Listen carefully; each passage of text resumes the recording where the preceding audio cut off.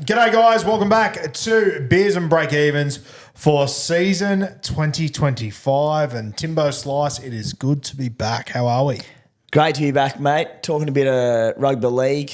Got a fresh cut for the occasion. Just to impress you. Yeah, what do you reckon? It's doing things to me. Clean, hey? You've nailed it. You fucking hit it out of the park. How are you, mate? I'm good. I didn't get a haircut, but I saw yours and I knew I couldn't compete. So I don't think I've seen you without a hat anyway, mate, so it doesn't matter. Not missing out on much. Catmandu. Yo. The new professional golfer in the studio. Oh, please. Don't set the no expectations whatsoever. But I do have a newfound love of golf. And that's probably the biggest change since the last episode of Beers and Breakevens last year. Big change, yeah. Because since then, we all attended the Jack, which we've spoken a little bit about between us. But Timmy, I don't know if you've gone into much detail on the Jack on your content, but I mean, we all had a lot of fun, didn't we? I had a great time. I absolutely loved it. It's it's interesting. Obviously, we spoke about in our podcast, Clint trying to get a younger generation in there and stuff. Like, I spoke to some of my mates about it, and you know, a lot of them were like, "Oh, I'd never didn't know what it was." Whereas I told my dad about it, he almost shit himself. Yeah. So excited about it. I loved it. I had a great few days. The older generation here, and that we got a gig to the Jack Newton Classic. Yeah. And they were going, then you tell the younger blokes, they're like, the what? The what? Yeah. we played golf in Newcastle. And it was mad. It was unreal. No, it really was a great experience. Big 3 days, hot few days. Yeah, there was a 40-degree day in there. Yeah. The big boy was sweating, let me tell you that much for free. Big boy pulled off. You've done some arsey shit in your life. The arsiest move of all time. I'll set the scene for the listeners. So what was it? A little content creators classic, a little 3 or 4 hole thing. We were paired with 3 people in a group, and then the additional was a junior pro. Yeah. Junior pro was unbelievable. Anyway, Roo, you made it through to the final, your team. Yes. And Sebo's team made it through to the final as well. Correct. Sebo from Hackers Golf. You split the final round, the final hole, went into a playoff. It was you versus who? Portia, who's essentially an amateur golfer. She's a weapon. What's Portia's Instagram? Portia Liana Golf. Yeah, go check her out. She puts out some really good Plays golf off content. about 5 or something, or 2 or 3. I don't know. She's good at it. You play off about 35. And the rest. Anyway, 100 out from the pin, over a bunker. 190 could have been 250. Had to chip over a bunker, nearest the pin, one shot, winner takes all. Guru slices it into a willow tree, bounces back, lands 1.5 meters from the pin. An absolute an amphitheatre of people around watching it. Never seen anything like it. The video's on both of our Instagrams. It was one of the great victories. Yeah, when you say slice, this is a slice that a pizzeria would have been jealous of. It was, if it wouldn't have hit that tree... So it's like a 15-metre high hill. Yeah. Then it's flat for about 10 metres. Then there's just a lake of water. I was like, holy fuck, this is going to go in the water. This is going to be the most embarrassing moment of my life. Instead, I just fell ass first into one of the luckiest shots I've ever seen. It was a scene out of a movie. It was insane. I didn't believe my eyes at the time. Portia steps up and hits a billion times better shot than me and falls about 1 metre short. If it was in a movie, if it was in Happy Gilmore 2, you'd say, oh, it's a bit unrealistic, isn't it? It was heaps unrealistic. Yeah. It was just outrageous. So going into the Content Creators Cup, me and Klutzy were pair up together. I would argue we were probably the worst pair there. If you just on paper looked at the Content Creator Cup, if you took out the fact that John Bernard's never picked up a fucking golf club in his life, you would have said me and Klutzy were probably the worst combo. And we were. Yeah. Fortunately. Enzo, our professional, shout out to him. I'm sure he's watching, big SuperCoach guy. Legend. Carried us all the way through. And then, a bit of luck. I think it's also slept on, like people spoke about my lucky shot and everything. Klutzy sunk like a 12-foot putt to get us there. It was incredible. Yeah. And he literally said to me, he's like, I've had my moment. I won't be able to do anything again. You might as well take it. I was like, sweet. I had Das, and I reckon he went through 5 balls in the first 2 holes. It was an unreal day though with Bloody Brew and Beers boys and the roaming Mike getting into her work. You had a great few days. Yeah, it was really fun. I got to do more of, I didn't actually play any golf for context. I Yet. think there's this assumption that I'm a golfer because I was at those events and I was like, guys, I didn't pick up a club the entire time. They say the same about Guru, but Exactly. Well, I'm hoping to have a bit of a moment like that myself next year, well, this year. But I was on broadcast work, which was a really cool opportunity. So there will be a broadcast package going out to Channel 9 and Fox covering the event. So you'll get to see some of these moments that we're talking about. fantastic. Yeah. But Can't I'm wait. not quite sure when that is, but we'll, of course, let you know. Yeah, and I think obviously you hosted the ladies' long lunch, was it? The ladies' lunch as well. So Yeah. Jackie, I love that they were Jack and Jackie. Yeah. Pretty Perfect. cool. Yeah. Yeah. So Jack Newton's wife, Jackie, is still very much involved in the event, and Clint started the lunch in her honor. So she attends, and then it's predominantly women in the room. So I hosted that. It was really nice. We spoke to Lauren Parker, Yes. who is a Paralympian, one of the most incredible stories I've ever heard in my life. And a lot of that will be included in the broadcast package, the interview that I did. So, I mean, you'll learn a lot from that if you do check it out. And the night of that, when you had the lunch, like, mate, the amount of people that came up and complimented me about how well Kat went, I was just fucking sick of hearing about it. I was like, shut up, I'm sick. Someone give her a spray for something. Someone razz her about something. Spend more than 2 days with her and she'll She couldn't have been perfect the entire time. She must have stumbled, which brings me to Oh, no. potentially my favourite moment of my friendship with Kat this morning. She's sitting at her desk. I'm at mine. We're about to record. She stands up and we've got like a giant Brad Fittler cutout. I heard all this noise. I looked up and they were both lying on the floor. She tripped into the cutout and tackled him to the floor. Put one on Freddie. Yeah, she put one on the Freddie- Fredster. I got like impaled almost by Freddie. Like I have a genuine bruise on my ribs. Now, at some point, we'll have to get Freddie involved Yes. and show you what he looks like.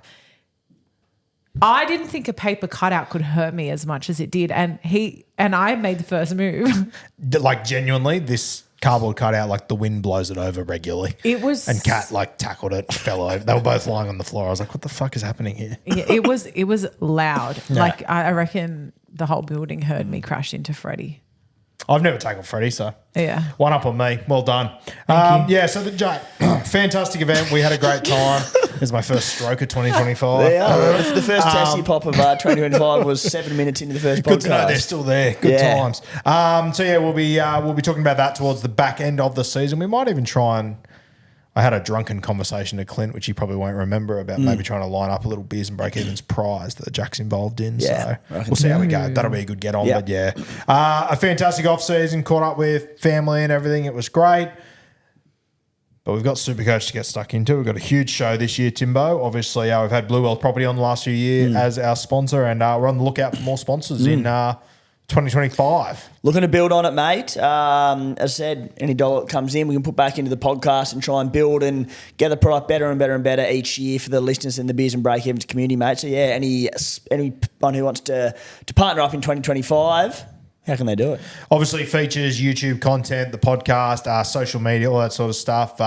Might even be looking to do a bit more getting out and about with Beers and Breakevens as well this year. So plenty of content coming your way. Reach out to beersandbreakevens@gmail.com. We will reply to you and we'll send you the deck and everything and what it looks like. So yeah, if you want to get involved with Beers and Breakevens, reach out.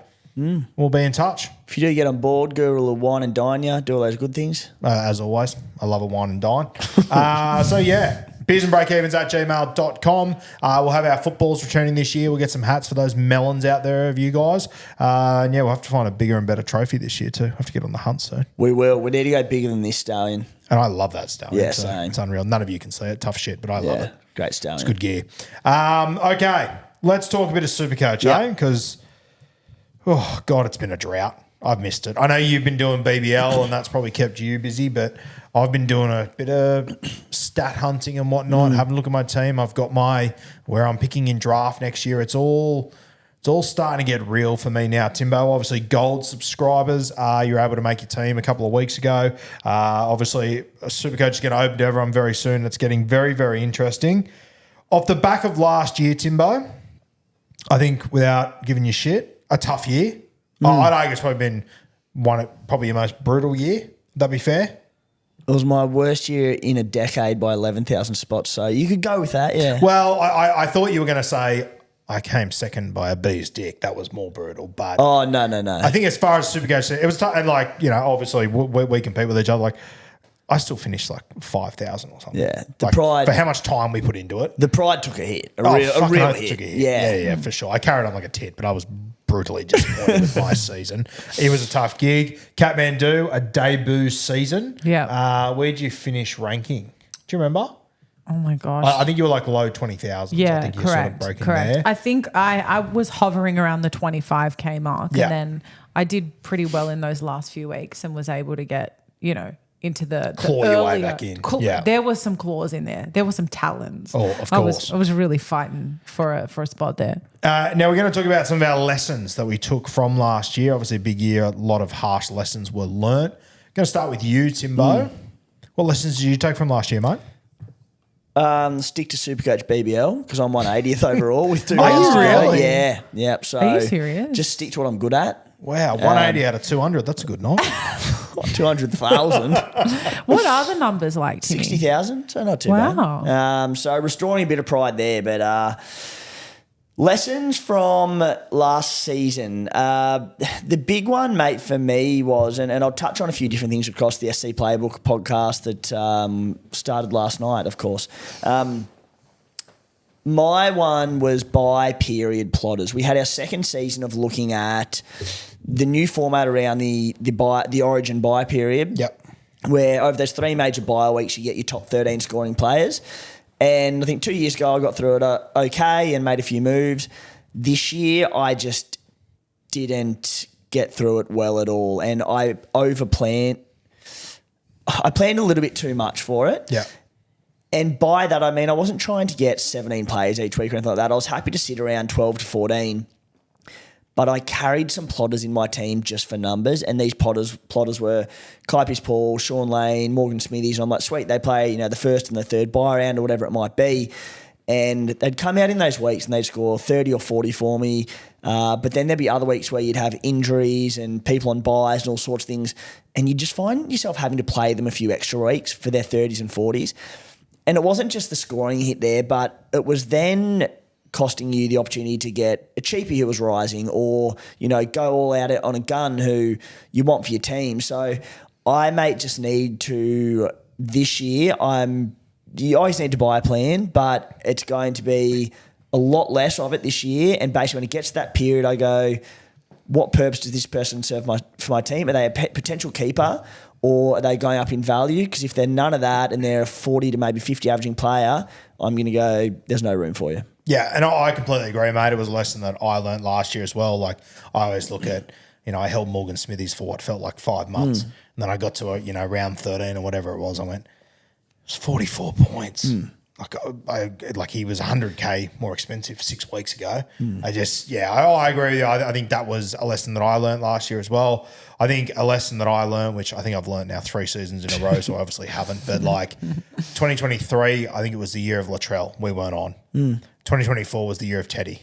I wasn't on. I can't remember. I was on. You were. I wasn't. God. And like I look back at it and I'm just, and like there's a few times I took gambles last year on other guys instead of him. Like I think I was one of like 8 or 9% that had Latrell. He puts 130 on Parramatta, then does his Liz Frank. And then there was someone else I did something similar with. Like I had a number of occasions, and that was the golden one for me, where I should have just gone, Teddy. Yeah. Everyone else is doing it. Just do it. Don't try and, if he's got the hot hand, just go with him. I think Teddy for the season ended up averaging 94 SuperCoach points. Just something. And I even look at it now and I'm like, fuck, if I would have just bit the bullet on that, I finished 5,000. I wonder where I would have finished with Teddy, because he was a regular captain option. And I think I made a decision to go without him. It was proven wrong quickly, and I was just stubborn about it. Yeah, that's unlike you. Tell me about it. Tell me about it. Don't worry about it. I think I did the same thing with Latrell. I did it with Teddy. I'll probably do it with someone this year. But I'd like to think that's a lesson that I've learned. And I would like you, when the time comes with whoever it may be in 2025, to remind me when the time comes. I'll just say, mate, throw your stubbornness out the window. Yeah. Move on. Stop outthinking the room. No one's impressed. Just buy the guy. I'll say that to you and you go, screw this bloke. I'm sticking with him. 100%. It'll make me hate that guy and I'll move further away from him. But I think it is something I need to learn. I need to take on board for 2025 for sure. Kathmandu, obviously new to the game, came over from the dark side. I did. Obviously, a million things you learnt last year, new to the game and whatnot. What was the big thing for you though? Well, yeah, like you said, I took so many notes off 2024 season and things I can take into this year to be better. I think the biggest one for me, obviously, I held trades like I could take them into the next year. Yeah. You know, we made plenty of jokes about that, but like to be quite serious, I was too protective of my trades, and Kat I needed still thinks she's got an extra 8 on everyone else to start 2025. I do. I just checked my account. They did actually. They did accrue, guys. It's crazy. It really was like we should have sent a current affairs team out to Kat's house to check out the hoarder in the local neighbourhood. I didn't think I was a hoarder. Cats and whatnot. It was mad. Yeah. I think that was a big one for me in the sense of not to just use trades, but to use them more strategically at the start of the season. I think the biggest pain point for me was just not making moves early enough. So I felt behind for a lot of the season. So there's some of those players that I could have gotten earlier and made a bit more money off and prioritized those plans, like just making plans around that. And I don't think I did that. I think I was just too cautious. And I think there's a fine line between holding trades and then just being overly cautious to the point where you're not actually making any moves that are going to push you anywhere. So I think I needed to do that. I needed to plan my trades better. I did make notes. That's why I'm looking at my laptop. And also prioritizing base stats over flashy plays. I think I jumped a lot on who's trending. And to your point about Latrell, you know, there are times where you have to jump on the flashy player because you have to stay with the group and with the pack. But a lot of the time, I think I prioritized a name that I knew or that I trusted based on performance as opposed to, well, who has really consistent base stats. Yeah. And that's a good way to build out a team. So I think that's where I would kind of target for this year. I think what you said, first of all, there, like I think there was a point last year, like we obviously made jokes, you had a lot of trade towards back into the season. I think there was one week where you, like we were sitting here talking over lunch or something and you're like, oh, I might trade Jeremy Marshall-King. And I was like, why do you still have him? Why do you have him? I thought you traded him 5 weeks ago. And you're like, no. And I'm like, I think cutting that dead wood, especially because you are good at saving trades, which so many people aren't, just being ruthless like that. Yeah, exactly. And I think where I did do well was I think I jumped on the right rookies early in the year and I had some really good... I actually think that went against you for the year because you started... You actually... It's something we didn't talk about enough, but you actually nailed the start of the year. Yeah. But more importantly, the guys you didn't choose. Like Pierre Curie, you didn't choose. We thought you were going crazy. Everyone was trying to get rid of him. I almost think she started so well that I think it almost created a save trades kind of... Yeah. I also think that's a big difference between SuperCoach and fantasy. Yeah. And maybe that's just the approach that I had in fantasy, but I started really well in my first ever year of fantasy. Yeah. And then I was really lucky that those first 8 weeks I had barely no injuries. Like I had no reason to change players. Yes.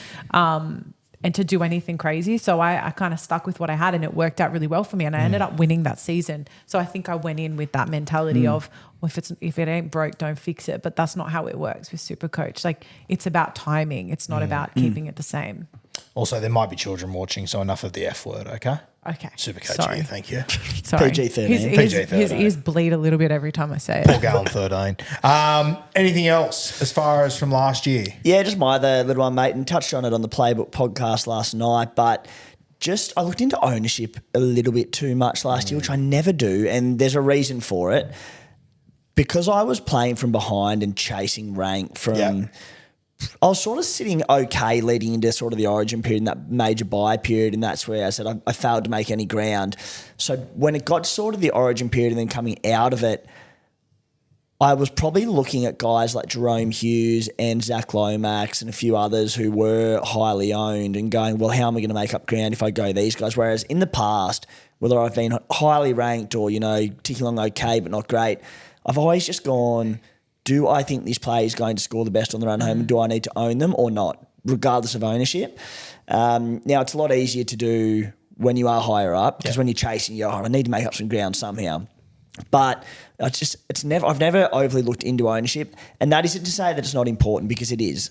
And you might be sitting there going, all right, there's a guy who's 70% owned and there's a guy who's 10% owned, and I have them about neck and neck. And that's where you go, all right, this is an educated risk, an educated gamble, and I'm going to go for the lower owned player because I think they can score just as well. But I just looked into it a little bit too much last year. So not to say disregard it by any means, but last year, chasing rank, I did it too much. So trying to just avoid looking at, not looking at ownerships, but looking too much into it. It is funny, like I find that to be one of my key strategies every year. Like it's something that I, especially with my CTWs, like if I see a Gagai or a Best or... You know, that's why I had Britain Nicola. That's why I had Marshu 6 weeks before anyone else because they were at low ownership. They sucked for those 6 weeks and then everyone got on dirt cheap. It's something that I've got to be aware of too because I do it all the fucking time. All the time. And it probably hasn't – it actually probably punished you in your first year more than it has me in the last 3 years realistically, but it is something I've definitely got to be aware of. I think if I had to pick a key word for season 2025 – I think it's going to be hard to go past the word flex. Huge. I don't play BBL. I know they've got the flex position there. I don't know if it's the same, different, whatever it might be. I've played a lot of NFL fantasy where flex is just part and parcel of every single season. I actually love it in the NFL. I think it's great. I think it's going to be unreal for SuperCoach as well. Timbo, give us your first of all, what be thee? Secondly, what are your thoughts? First of all, hoorah.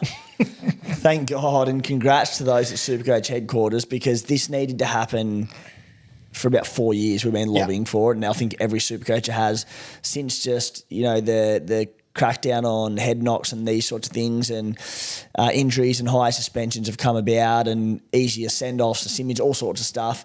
It's needed to happen because you get a concussion 5 minutes into a game and it's your skipper and it can just kill you. Yeah. And it really just brings luck way too much into the equation. So basically what the flex is you, on the website, it says select an 18th player from any position as your flex player. Your starting lineup will now consist of 18 starters rather than the normal 17. Your team will score points from your best 17 each round with your flex providing additional cover and strategies when managing your squad.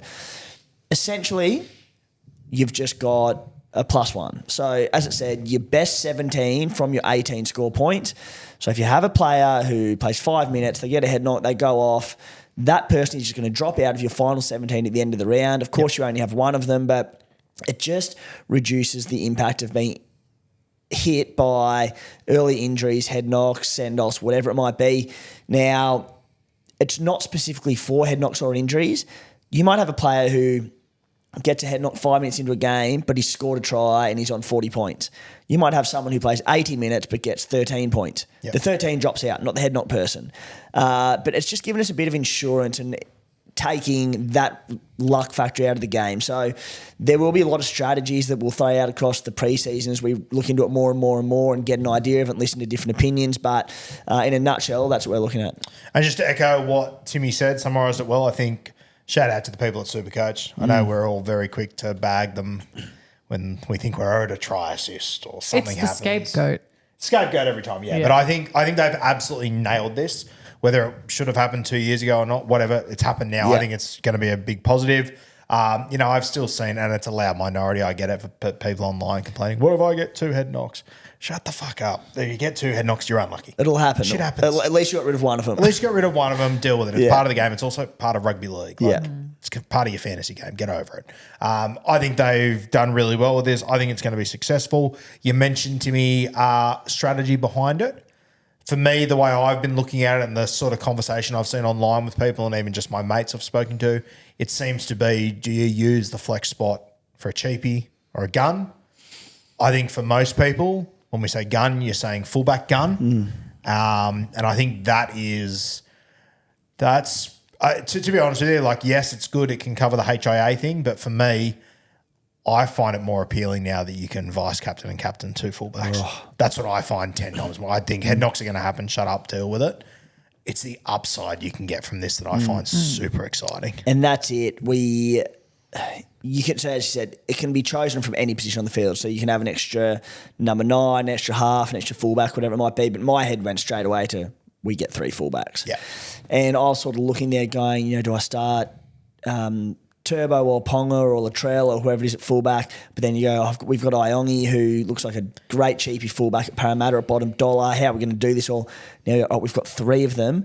And as you said, Roo, you can now vice captain and captain a fullback. So, I think it's so relevant because fullback is the position where they can just belt out a 130 that you'd loop so easily.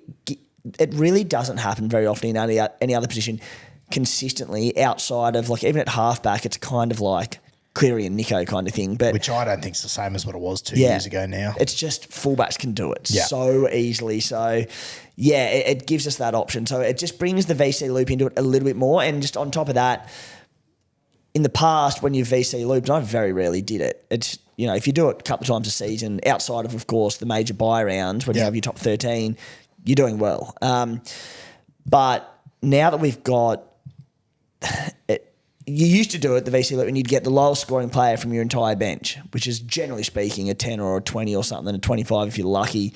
Now, that bottom player drops out. So it's not going to be, we're not going to see people doing it once every 3 or 4 weeks, but now that your lowest scorer drops out, which will be your AE, you then get your lowest scorer from your 17. So it just takes a little bit more risk out of it. So it'll be a little bit more frequent.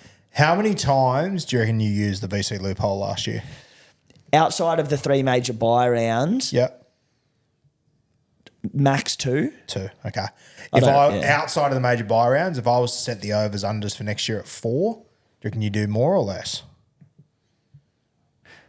I reckon with fullbacks now, I reckon you probably do it once every probably 5 rounds. So I reckon you'd nearly get, again, I'm only guessing, but I reckon you might do it 5 or 6 times a year. Yeah, I reckon it'll be over 4. Yeah. I can see myself using it quite a bit. Now that you don't have that fear of the AE and someone completely bottoming out, if you've got a good squad, I'd feel pretty confident. Let me ask you this. Usually with the VC loophole, your mark to loop is, 130, 140? Yeah. Does this does this lower it to 120? Geez, the big question's on early, really. Yeah, mate, for sure. And this is what we're here for. We're here for you guys. Well, put it this way. If your AE would normally, let's say you get 20 from your AE. Yeah. And again, that's not necessarily bad. You get rid of that person, your next lowest scorer might be 30. Yeah. So in theory, again, I'm thinking out loud, this might make no sense, but I think it does. You're probably just taking 10 off what you need from the loop. So if it used to be a 130, you might now take a 120 because you should be getting that extra 10 or so points in your 17. That sound all right? Yeah, it does. Yeah, I genuinely, and I know this will sound stupid, doing the VC working it out science, it's a science I've never been able to get off the top of my head. I always need a calculator to work it out properly. Yeah. Where can you get that? Yeah, well, exactly right. Go to scplaybook.com. That's where it's all at. I find it to be one of the hardest sciences to work out. I can just never get it right. I think it does lower it a little bit. I reckon I will VC loophole more than 6 times next year outside of the buy rounds. I think I'll do it quite a bit. So especially back end of the year where you might be sitting with 21 players in your squad, but they're 21 near enough guns. And and then there's always concern of resting and all that sort of stuff. You've got 2 fullbacks. Your AE or your bottom score is probably not going to be too bad anyway in theory. Yeah. You've got 2 gun fullbacks. Definitely back end of the year. Do you think, and I'm throwing a lot of questions out here that we didn't talk about pre-show in any way, shape or form, so you're getting it raw here. I said you straight off the bat, let's make a nice easy show. Even into we're still looking at Wrong. stuff. Bang, bang, bang. Yeah, I'm sending you off the back fence. Do you think that with the extra flex position, the extra person in your squad, do you think that'll make trades go up at all, or do you think they'll sort of keep it the same? I haven't thought about it till 4 seconds ago, but if I'm completely honest, I was just thinking about it off the dome. Thanks, mate. I reckon they'll probably keep it the same. I don't see, without really thinking about it, I don't see too much reason to change the amount of trades. I'm quite happy with the amount of trades they've got at the moment. I don't think you need to add any more, and with all the injuries and HA suspensions, you don't need less. Yeah, I think it's really well balanced at the moment. I think it's in a good spot. As you mentioned before, mate, the name that I think is going to be very relevant when it comes to fullback, Iongi, he just changes the conversation completely. I personally think in the flex position, if you don't have a fullback in there, whether their name is Iongi or a gun, I think you're doing it wrong. Do you think that's fair? Things are going to change so much Yes. and so quickly over the preseason. But the way I look at it, it's Iongi and 2 guns. Yeah. Okay. Oh, so you are going to go him and 2 guns? I reckon so, yeah. Yeah. Okay. What do you think? I'm 50-50. I don't mind the idea of going 3 straight guns. Iongi, we don't know anything about him yet. We don't he looks like a talented player to me. If he was the fullback for Penrith, it's probably a different conversation. I don't know what I'm going to get out of Parramatta. I don't know. I'm interested to watch the trials. That'll probably decide a lot. But yeah, I think Iongi's going to be a good pick. I think he'll likely be good. But I want to see it first and I think the other thing to consider is who was it? Who was the fullback for Canterbury 2 years ago? We all had to have him, Hayes Parham. Yeah. And then within 3 weeks, we're like, fuck, what have we done? This is ridiculous. Iongi's bottom dollar, though, 204K. Though. I think from memory, Hayes was 290 or 3 or something. Iongi has to average 30 to 40 to make some decent coin. It's not much. I don't know for sure, but Parham did average 30 odd. We were in all sorts there. I don't know. I think he'll. It's just one I'm interested to watch in the trials. I think it'll be an interesting conversation in week 8 whether you're better off going 3 flat out guns or if you only make 100K out of Iongi, I probably would have rather have a gun, depending on how it plays out. But yeah.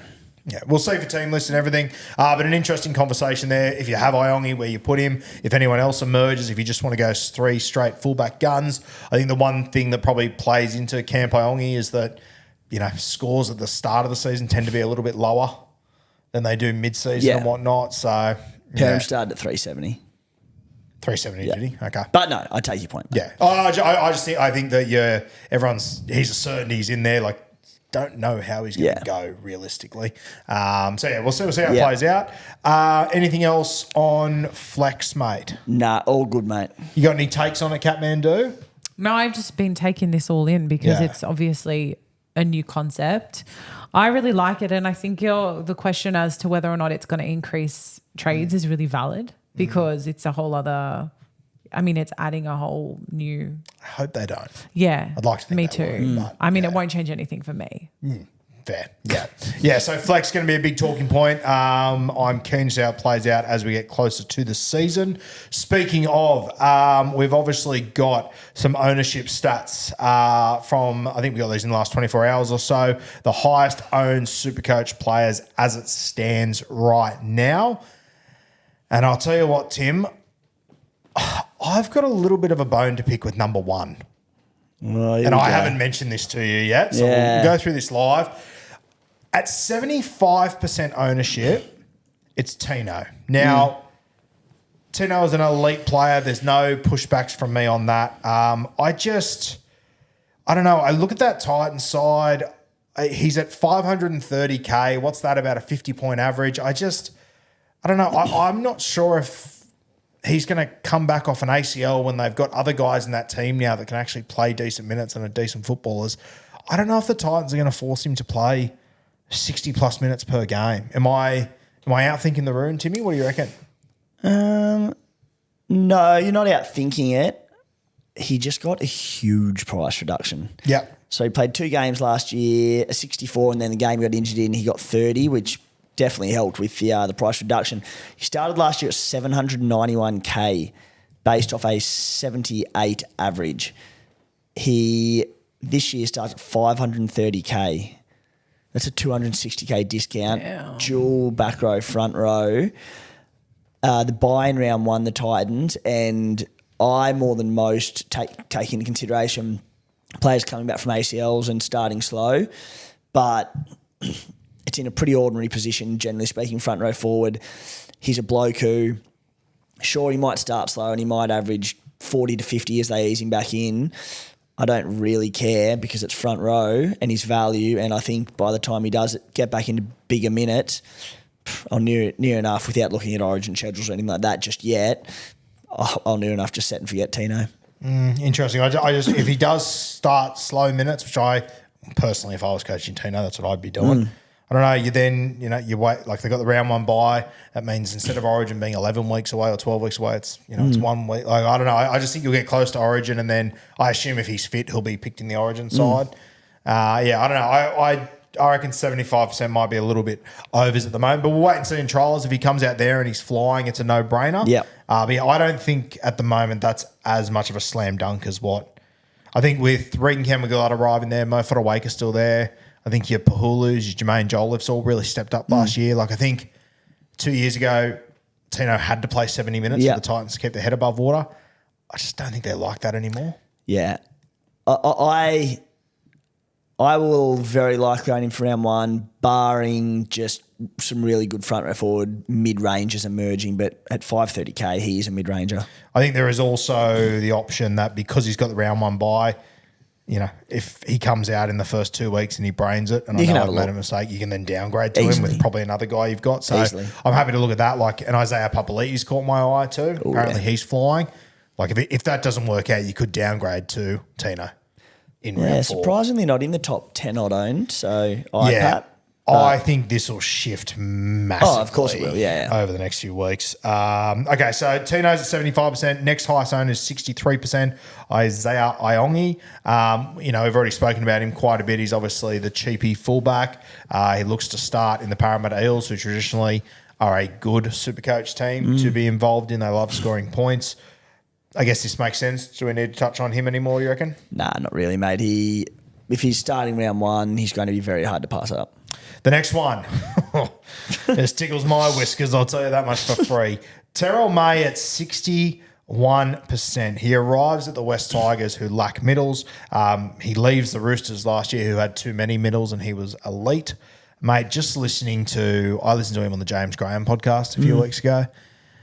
The bloke got back from the tour to England with Samoa, got back, left the airport, started 75 hard on that day.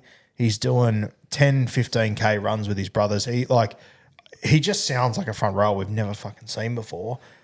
I don't know if Benji's got a choice not to play him for big minutes. Yeah, and just sort of the way the exit all unfolded with the Roosters, he's just going to be fired up, isn't he?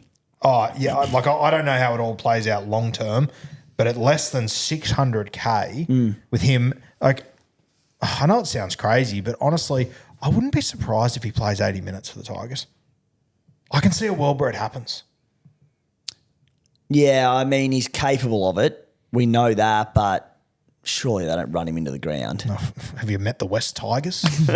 I'm sorry, but that genuinely goes into part of my considerations. Yeah. If they have one injury or anything, who do you think Benji's going to tell to go the distance? Yeah. And mate, he said on this podcast, he's like, I want to play 80 minutes. Yeah.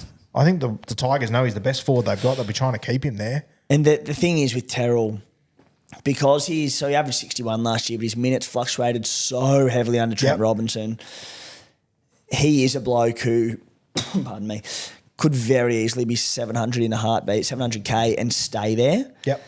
And I can't believe I'm saying this about a front rower to start the season, but you can potentially risk getting left behind because of his try scoring ability, because of his offloading ability, because of his work rate. So I think you just start with him, and if he's a front rower, things can go wrong very quickly, and that being minutes and stuff. If he plays 50 minutes and starts scoring under, you can always flip him. But at the end of the day, you start your season, I'll say this 1,000 times across the preseason, but you look at players and you go, are they overvalued, undervalued, or are they priced right? How do you feel? He's a bloke you'll and go, I think Terrell May's undervalued to start the season. I think it's fair to describe him as a must-have. I really do. At under 600K, the guys he's going to be competing with are Royce Hunt, who Royce has never really played more than 40 minutes in a game, I don't think. Clemmer, who's coming to the back end of his career. Yeah. Twoll, who, he can play big minutes, but I'm sorry, you're the West Tigers. You're going to be chasing points. Yeah. You're probably going to need someone who's going to create something. I just can't really see a world where he's not playing big minutes there. Might not be 80, sure, but I reckon there will be weeks where he is, and I don't think they can afford for him to play less than 65. And if he's playing 65 minutes plus, I think he can knock over Payne Haas as far as Supercoach goes. Yeah. Offload probably more, bust more tackles. Yep. He gets Appy around the ruck. All their attack goes through Appy. He'll score plenty off Appy. He's going to score heaps of tries. Yeah. I don't know.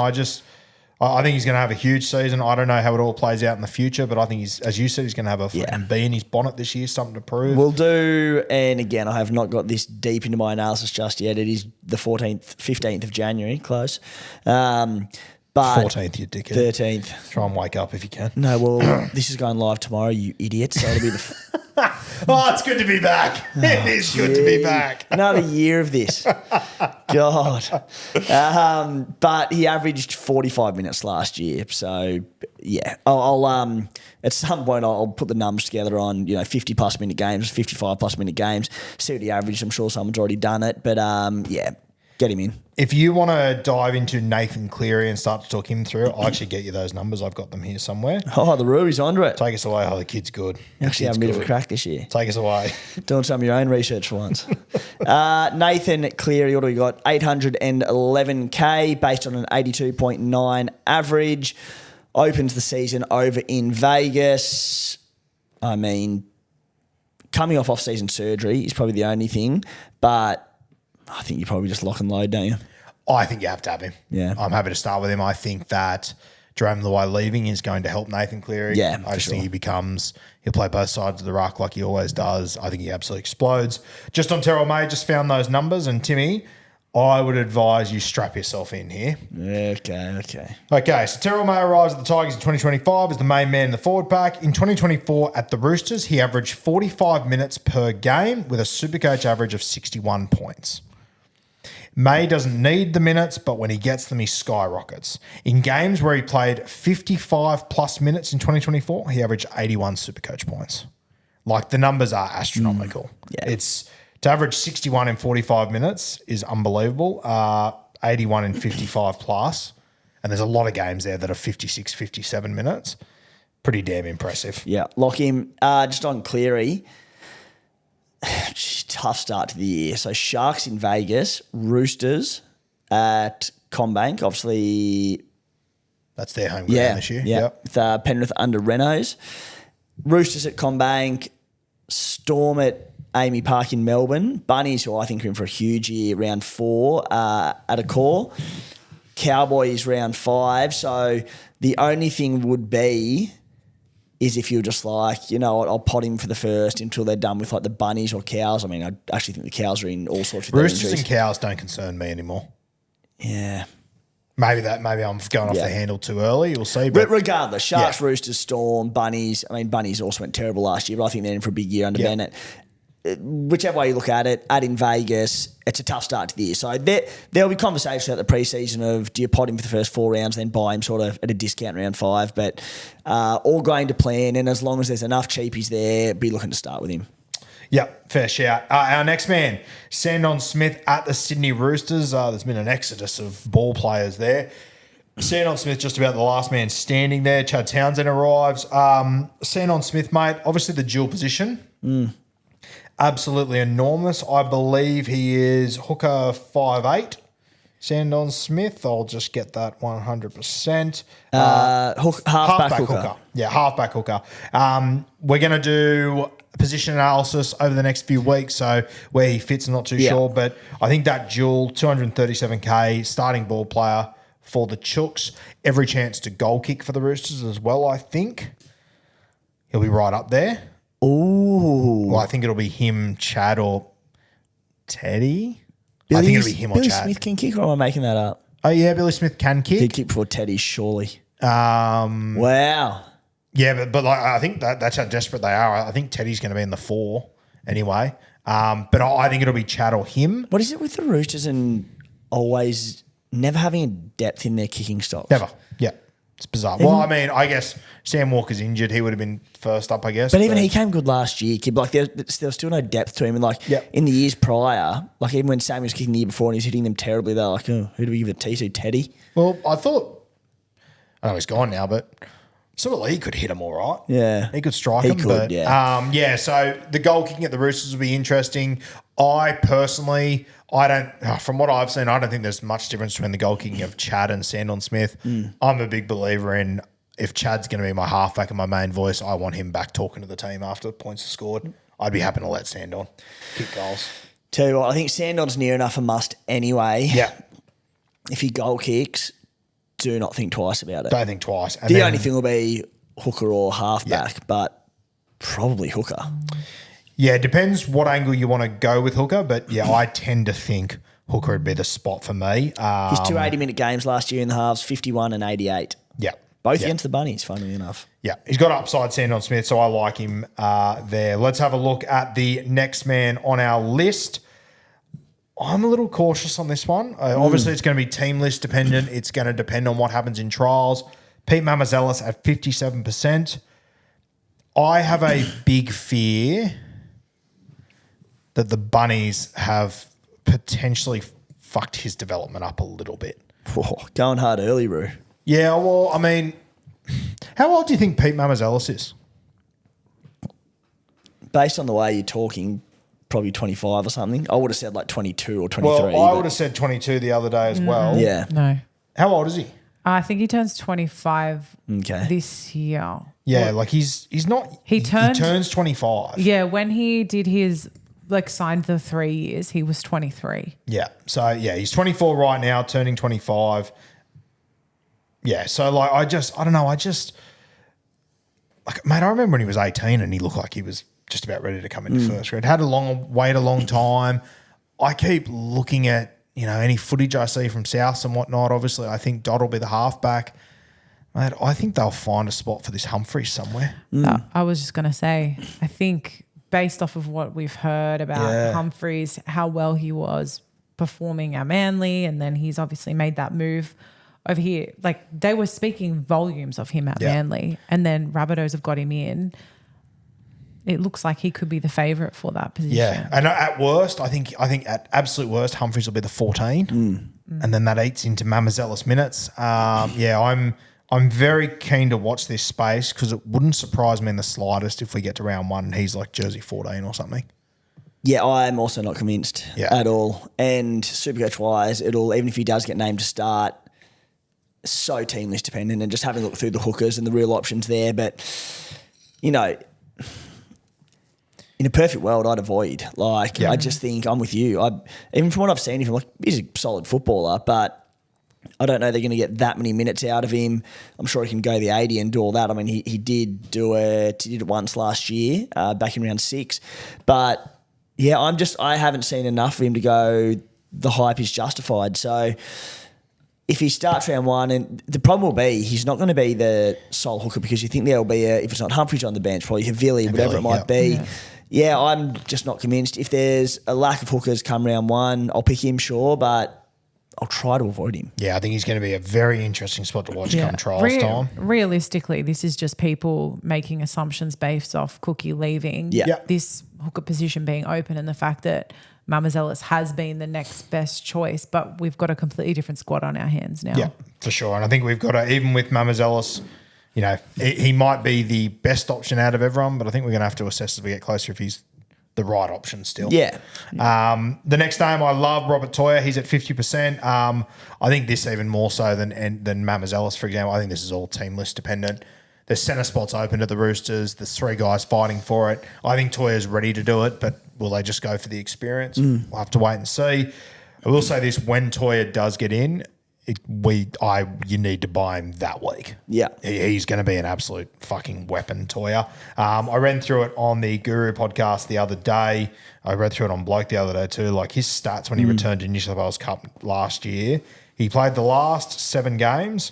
He averaged 151 run meters per game and 7 tackle breaks at centre. That's coming off 2 ACLs. Load. Yeah, the kid's an animal. Yeah. So if he's picked, when his starting. opportunity comes, he'll be straight in. Yeah. Next one I love, Campbell Graham, 44%. I'm hearing at South Training he is absolutely flying. It's been a tough few years for the serial killer. I think he can bounce back. At the moment, he's in my sights for my team. There is a bit of concern, Timbo. Obviously, Lewis Dodd coming into the side. He'll be the ball player on that side. There's a bit of mystery there. If I know anything about Wayne Bennett sides and a Wayne Bennett side with a new halfback, he will give him a simple job, get the ball to his strike players. And I think on that edge, it'll be Campbell Graham. I like the look of him. What do you reckon? Eye test for me. Yeah. Spent a lot of time out last year. Granted, it was a pec issue, yeah? Sternum, back, Sternum, yeah, so something. so much better when they're coming from that than if it's an ACL or an Achilles or anything like that, where just running's been limited. So different when it's like an upper body issue. So I'll always be interested, and I have such high hopes for the Bunnies this year. So at that price, he'll be hard to avoid. Opens the away against the Dolphins, away against the Dragons, away against the Sharks. They're in the trot, brutal. And then Penrith Roosters. So the first 3 rounds, not too bad at all. Certainly the first 2. Interested. Won't say whether it'll be there or not for me yet. I want to see how he goes in the trials. Yeah, and the Bunnies for that matter. 505K. Yeah, and the Bunnies for that matter. As you said, what do they do with Dodd? If Cody's on the left, is he demanding all the ball? We'll have a look. Yeah, we'll have a look. Next one's a very interesting talking point. Jack Bird at 43%. Dual position is enormous. He's at very, very good value. I think once again, team list will tell us a lot about this. And I mean, just knowing Jack Bird, it wouldn't shock me if he plays 8 positions in the trials. Yeah. I'm hoping he gets jersey 13 for the West Tigers. That's where I would play him personally. Is his body going to hold up? Fuck knows. We'll wait and see. But if he's jersey 13 for the Tigers, dual position, I think I'm going to start with him.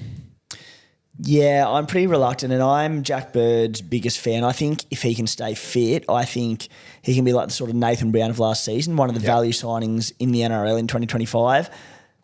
He just struggles to stay on the park. Yep. If his name's start at lock, what sort of minutes does he play? You know, does he play 40, 50? Like, he's 379K, so he's cheap, but he's cheap for a reason. Like, is there any value there? The dual CT dub 2RF is awesome. For me to buy him, I just think he's really going to have to come out and look very, very good in the trials, just because between injury, minutes, positional changes, I'm playing at the Tigers on top of all of that. I'm just unconvinced, but yeah, not saying he won't make his way into my team, but for now, he's not. Yeah, just having a look at him last year, granted when he was playing in the centres, but when he was playing 80 minutes, I reckon you're looking at a base stat average there, doing some quick numbers of about 32, 33. So if he's playing big minutes at lock, with Jack Bird, it is just a week-to-week thing sometimes. So, 380K. It will be an interesting conversation. I've got him in my sights at the moment. Next name, Kalen Ponga, 42%. I am a little bit worried about Newcastle heading into this season, if I'm honest with you, Tim, but I'm not worried about KP. Yeah, well, I reckon we can tie the next 3 in this, mate, for the 3 key fullbacks, and we're going to go so in depth with these guys across the whole preseason, so I don't think we need to go too deep into them now, but Ponga at 42%, Turbo at 40%, and Latrell at 39%. 3 massive ones, of course, and when you throw in Iongi there as well, we can only have 2 of them. If that's how you're going to play the flex, of course, there's many ways that we can, but which way are you leaning of the fullbacks? Is it those 3? Are you looking at anyone else? What are your thoughts? It's those 3 for me, I think. I've seen a lot of people talk about Ryan Pappenhausen, and I get he's at good value and whatnot, but I just, mate, for starters, I cannot see a world where I start this season without Latrell. I think we both share the same thoughts. South Sydney are in for a big season. And mate, just the eyeball test, looking at Latrell in some of those photos and stuff. Jeez, he's fit, isn't he? Holy good Trell God. Trell fit. He is absolutely flying. And you know what? I look at the draw. Dolphins, Dragons, Sharks, Penrith, Roosters, Cowboys. Like, as I said, the Roosters and Cowboys don't concern me like the other top 8 sides from last year. Sharkies, not ideal. Penrith, not ideal. Dolphins, the Wayne Bennett Cup.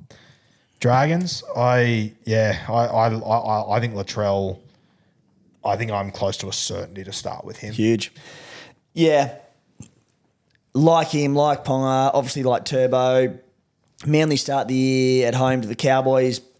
Warriors away, Raiders at home, Eels at home. Oh. Who's that? Sorry, Manly. That's Manly and Tommy Turbo. Great draw to start things off. The Knights, their draw to open for Ponga's awesome. Tigers away, Dolphins home, Titans away. Then they have the round 4 bye. Yep. Into Doggies, Tigers. So their draw's really good as well. There's going to be some headaches this preseason. I'll tell you what, if you have a look at Turbo at the back end of the season, mate, if he's fit for the back end and, you know, in the draft world, we'll talk about this a lot. From round 23 onwards, he goes Raiders, Tigers, Dolphins, Dragons, Warriors. He could average 110 in that period. Yes. He could go absolutely average berserk, 140. Tommy Turbo, if he's fit. That is terrifying. Mate, the very last name on this list, Luke Metcalf. I've always loved Metcalf. I think it's team list dependent. I think it's position dependent. I'm a little bit concerned about the Wars. I was before Tohu retired. Now that he has, I'm really concerned. I just think with Metcalf, he's a gun. I love him, but I think he has to do things in games to score points. If he doesn't, he can go very low. And I'm just not convinced how many points the Warriors are going to score early. So we'll see what other options pop up, obviously. But I think 39% for Metcalf's a little bit overs. Yeah. He's a little awkwardly priced at 443. As said, no SJ, AFB, Tohu. Yep. Little bit of a changing of the guard there. 5'8", it'll be an interesting one because I think it'll probably be a little bit like last season where we could see a big spread of ownership across the early rounds of the season while people work it out. But yeah, not one probably on my radar just yet. Maybe He's 450k. Yeah, He could lose money. yeah. Don't love it. Yeah, it's a lot for a guy that has to. I love him, but yeah, I'm just not convinced on the Warriors to start the season. So yeah, but I do think, mate, that is an indication of the 5'8" position. Yeah, well, I'm going through now and there's no, by the looks of it, I think the first player that's probably starting this year below him price-wise will be like Kyle Flanagan's at 403. Yeah, That's about it, really. Adam Dewey, God knows what they're doing with him, probably centre, 431. So in terms of like trying to save a bit of money at 5'8", maybe he's a play, but it's going to be an interesting position. Yeah, I'm hoping in that position. I think one of Chanel Harris-Tavita or Tanner Boyd would have to get a gig for the Warriors to partner Metcalf. Will Price is the one I'm hoping for. That'd solve a lot of issues. That'd be fantastic. That'd be unreal. So they are the top 10. They're the top 10, the top something. Highest owned players at the moment. As we said, guys, we have done very little research, looked at very little at the moment. We're just sort of ripping in to start the year. We're going to do positionals podcast next week. Yep, we'll start from next week, mate, and that'll be deep dive into positions. That'll be some hardcore kind of stuff. I'm looking forward to that. Yep. I think we'll start hooker next week. Yep. Hooker next week. So that'll be next Wednesday. We'll be back each and every week on our regular time. So make sure you're here on YouTube, on the podcast and whatnot. As I said off the top, sponsors that want to come on board in 2025, Beers and Breakevens at gmail.com. Reach out. We'll see what we can do. SC Playbook podcast kicked off again last night. Kicked off last night, mate. Yeah. On the 14th. Fired up on the kicked off on the 14th. It yes, did, yeah. yes, well done. He's come around to the party.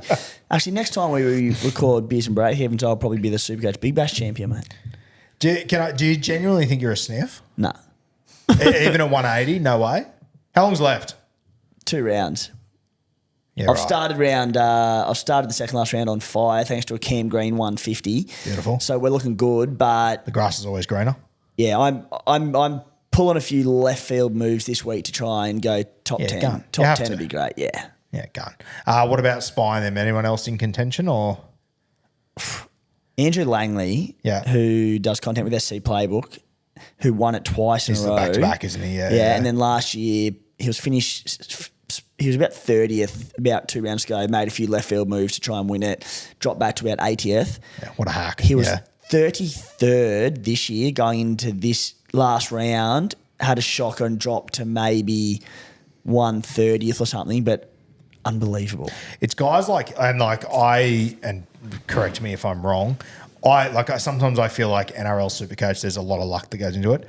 Cricket, there must be heaps. Heaps more. And how that guy does it so consistently. There's a ton of luck that goes into Big Bash, but Andrew is a fantastic example of it's not all luck. You can just be a gun. Yeah, that's unreal. I love to see Yeah. that. Great. Catmandu, ready Yeah. for season 2? I'm so ready. I've been taking it all in, guys. I'm taking notes. You should see this page that I put together. Little spreadsheet. I might share it with the other rookies out there. Are we sticking with the Rook for this year? I think so. I think until I've broken into, say, top 10K, I'm still a rookie. I think until you beat one of us. All right. Yeah. That's what I reckon. I like that. Okay. that'd be You're the a tough rook game. until you beat one of us. Cool. I'm so keen to be the rook forever. Love that. How good. Are we done and doosted? Done and doosed it. Shout out to Kempy. Thank you guys for joining us once again on Beers and Breakevens. 2025 is back in full swing. Positional hooker coming next week. Stay tuned for that.